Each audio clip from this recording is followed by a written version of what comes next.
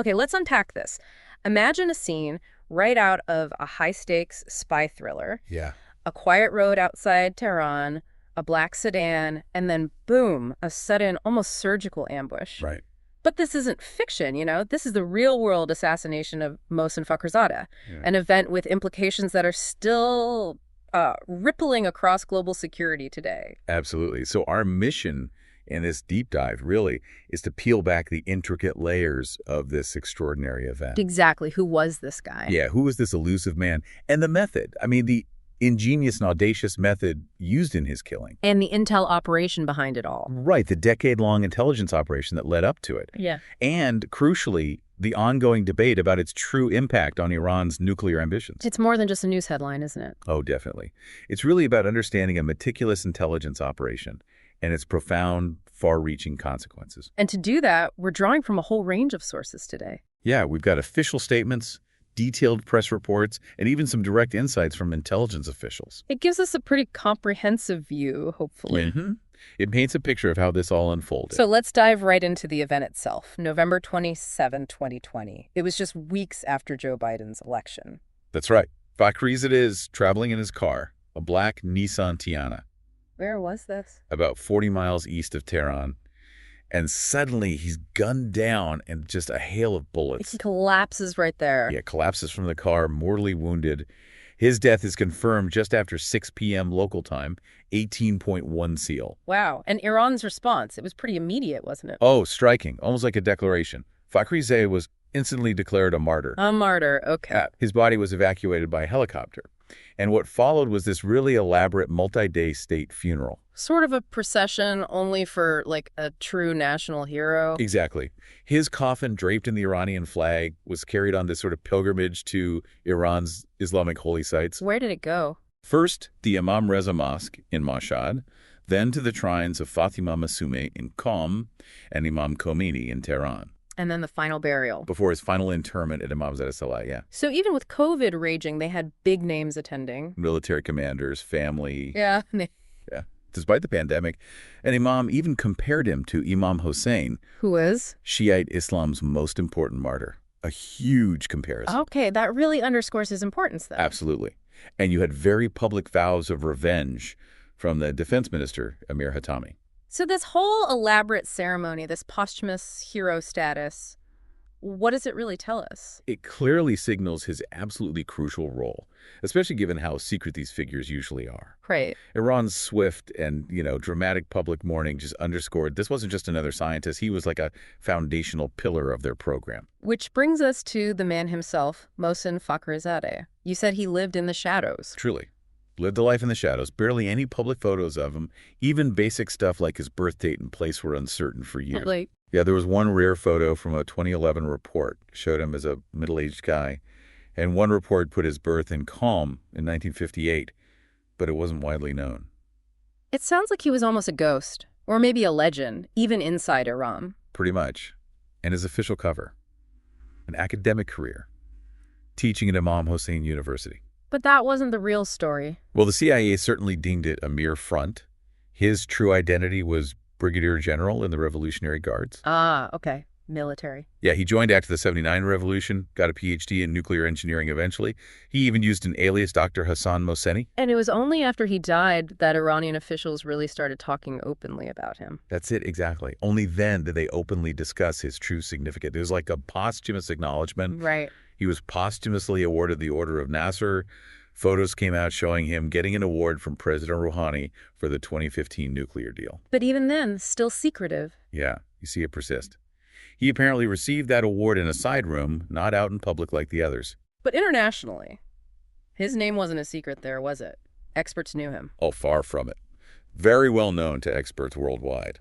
His name popped up in several UN and IAEA reports. And he was sanctioned quite early on. Sanctioned back in 2007, yeah, long before his death. He was confirmed as the head of the AMEA program. It was. Focused on nuclear weapons development. And crucially, he then led SPND, the successor program. How was that confirmed? That fact was definitively confirmed by that big nuclear archives heist in 2018. Ah, right. I remember that. Yeah. And he was also key in taking Iran's nuclear program underground back in 2003 after the U.S. invasion of Iraq. Iran clearly feared they could be next. So the main point here isn't just scientists. It's like he was the operational mastermind. Exactly. The guy who could connect the science, the illicit stuff, the politics, Yeah. all the threads of Iran's nuclear ambition, and on a global scale, too. That's the real threat he posed. Explains the nicknames. Yeah. The Robert Oppenheimer of Iran from Der Spiegel. A Western diplomat called him the father of the Iranian bomb. And that quote from Mark Fitzpatrick. Right, the non-proliferation expert. He said, if the IAEA had a most wanted list, Fakhrizade would head it. He was absolutely central. Central from the start. Precisely. And his influence went way beyond Iran's borders. Like where? He traveled to North Korea, apparently observed a nuclear test there, collaborated with Libya before they gave up their program. Wow. And he met A.Q. Khan. Yes, the father of Pakistan's nuclear program. Khan was infamous for selling centrifuge know-how on the black market. Fakhrizade was an expert in getting hold of black market nuclear materials. So really connected in those circles. Deeply. He worked with Russian technicians at Bushehr, and Major General Arhan Zeevi Farkash, former Israeli intel chief, detailed how Fakhrizade essentially built Iran's atomic energy agency. Controlled the whole fuel cycle. Yeah, all aspects of it. And maintained nuclear ties with China, too. They helped build the Isfahan conversion facility. There's even a plaque there recognizing China's contribution. That paints a picture of a truly pivotal, globally connected figure, which just makes the how of his assassination even more astonishing. Right. It took place just outside Absard, which is kind of an elite town. And the attackers knew everything. Clearly. Yeah. Intimate knowledge of his travel routes, his schedule, security details. His son, Hamid, even claimed later his father ignored intel warnings not to leave the house that day. Stubborn or felt untouchable? Maybe a bit of both. What's fascinating, though, is how the story of the attack itself changed. How so? Well, the initial Iranian media reports were pretty wild. Motorcycles, truck bombs, big hit teams, fantastical stuff. Right. But gradually, the truth came out, and it was almost more unbelievable. A remote-controlled, satellite-linked machine gun. Seriously, a remote-controlled gun? Yeah. Israeli intelligence sources later confirmed it. This wasn't science fiction. It was the actual weapon they used. That sounds incredibly advanced. I mean, the logistics of pulling that off. Immense. They had to smuggle the weapon and explosives into Iran in pieces. In pieces? Yeah, and then secretly assemble it over something like 8 months. 8 months. Wow. And a team was involved? A team of about 20 operatives, apparently. They tracked Fakhrizade's every move with just incredible precision. One agent apparently said they would have smelled his aftershave every morning if he'd used aftershave. That's close. So what exactly happened minute by minute on that day in Absard? Can we piece that together? Rear Admiral Ali Fadavi of the Revolutionary Guards, he actually revealed some vivid details later on. Okay. Fakhrizade was driving his own car. His wife, Sadiya Gassemi, was beside him. His bodyguards were in convoy cars behind him, heavily armed. Right. Now, Iranian agents working for the Mossad had parked this blue Nissan Zamya pickup truck along the main road, Imam Khomeini Boulevard. And inside the truck? Hidden inside was a doctored 7.62 millimeter machine gun, an M240C, U.S.-made, actually. But it was set up to be operated remotely. Using facial recognition. Using facial recognition technology, to target him specifically. Another car nearby, seemingly broken down, was there to confirm Fakhrizade's arrival. And the key moment. The crucial moment came when the front car of his security convoy went ahead, just briefly, to check his house up the road. That opened up a clear line of sight. And then? The machine gun fired 13 rounds, hit him, then the gun and the truck it was on self-destructed. 13 rounds. That's incredible precision, especially operating it remotely. It sounds like they really wanted to avoid hitting anyone else. That's a really key detail, and it shows remarkable control. Fadavi explicitly said they focused only on martyr Fakhrizade's face in a way that his wife, despite being only 25 centimeters away, was not shot. Just 25 centimeters away. Wow. Yeah.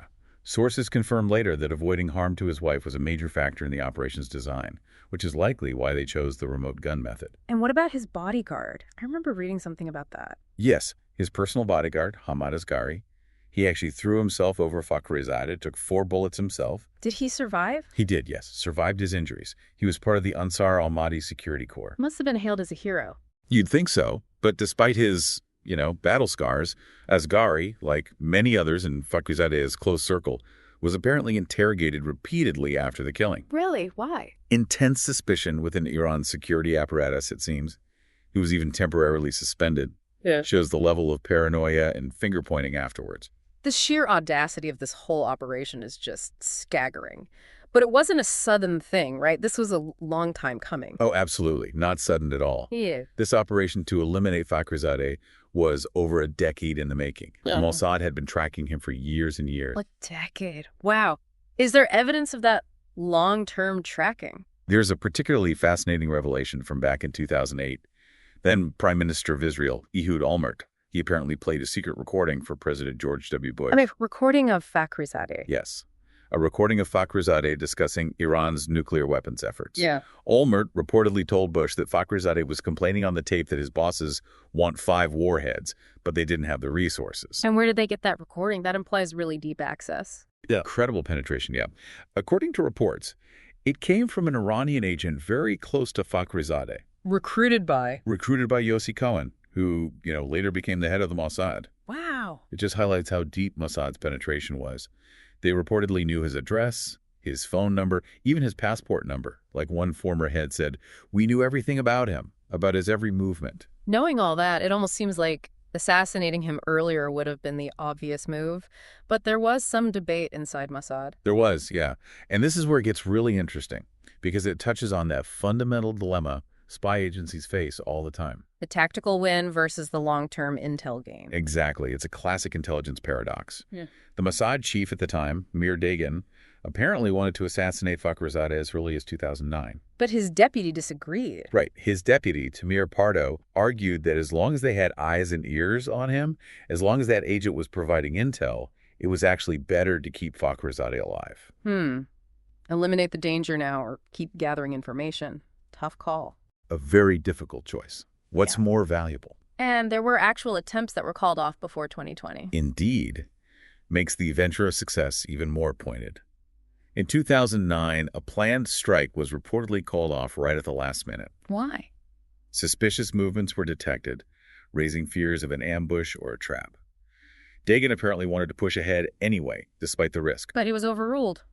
He ultimately called it off, reportedly after getting a direct call from Prime Minister Olmert telling him to abort. And Olmert mentioned other times, too. Yeah, Olmert later revealed there were 2 other times when he was very close, but operations were canceled because the circumstances just made them too risky at that moment.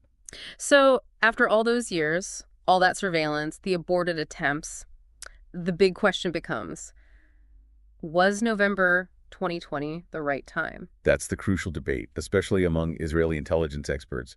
Did waiting actually dilute the impact? Because he might have been more influential earlier. Exactly. It's a paradox, as Major General Farkash described it. He argued Fakhrizade's influence was actually far greater in the period from, say, 2010 to 2020. Especially during the nuclear deal talks. Yeah, especially around 2012 to 2015, during the JCPOA negotiations. Farkash mentioned Fakhrizade even had a crucial meeting with Vladimir Putin around the time the deal was signed.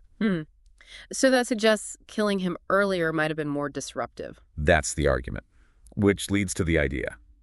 Maybe he became more replaceable by 2020. Replaceable? How so? Well, one argument from some experts is that after the JCPOA, technically speaking, he became more replaceable. Because the program had advanced. Right.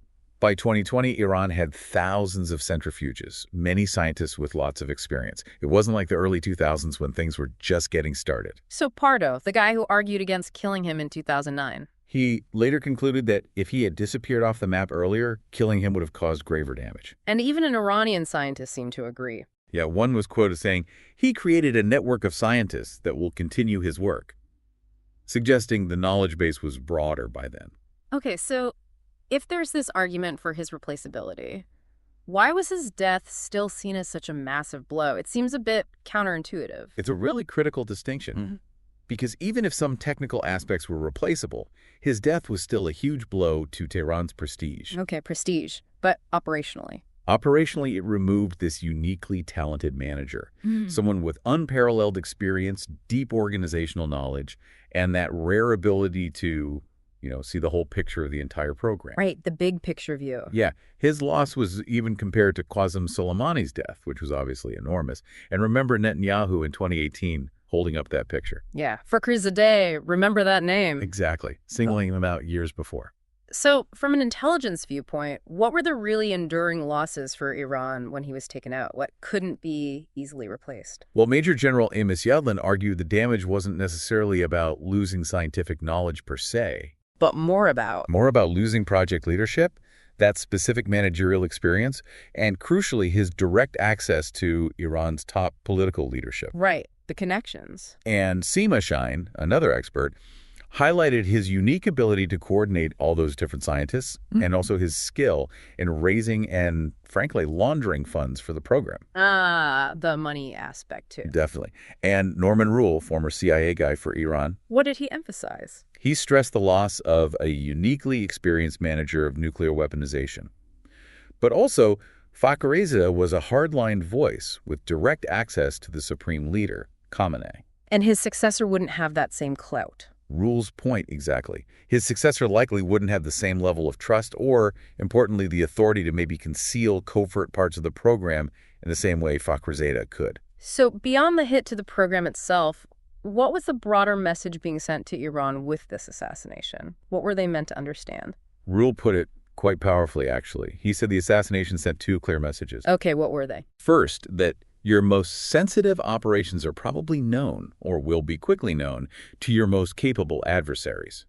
Basically, we see what you're doing. And the second message? That anyone involved in threatening lives, particularly through these kinds of programs, is at mortal peril. And Iran's security services can't guarantee their protection. A very stark warning, then. No place is truly safe. Exactly. A stark reminder of their vulnerabilities. What about Fakhrizade himself? Just before, in his final days, hours, what was his mindset thought to be? Did he feel the danger? Well, Israeli intelligence estimated it was probably a complex mix. Like what? On one hand, maybe some arrogance, believing he was too valuable, too important to be targeted. Maybe some smugness, too, feeling he'd brought Iran so far, having enough enriched uranium for a bomb if they chose. But also fear. Yeah, mingled with lingering fears, especially after Soleimani was killed. That feeling many Iranian security officials apparently had. Am I next? So, kind of conflicted. Probably. But you have to remember, he was also at the absolute height of his power and influence with Khamenei. He had this, 25-year iron grip on Iran's nuclear direction. And for Yossi Cohen, the Mossad chief, who supposedly recruited that agent way back when, what was his reaction when he knew the operation succeeded? Well, obviously he couldn't publicly admit Israel's role, but reports suggest that when the kill was confirmed, Cohen felt simply that Israel was safer. Just safer. Yeah. Apparently he had a sort of serious, maybe even grudging respect for Fakhrizade and Soleimani as adversaries.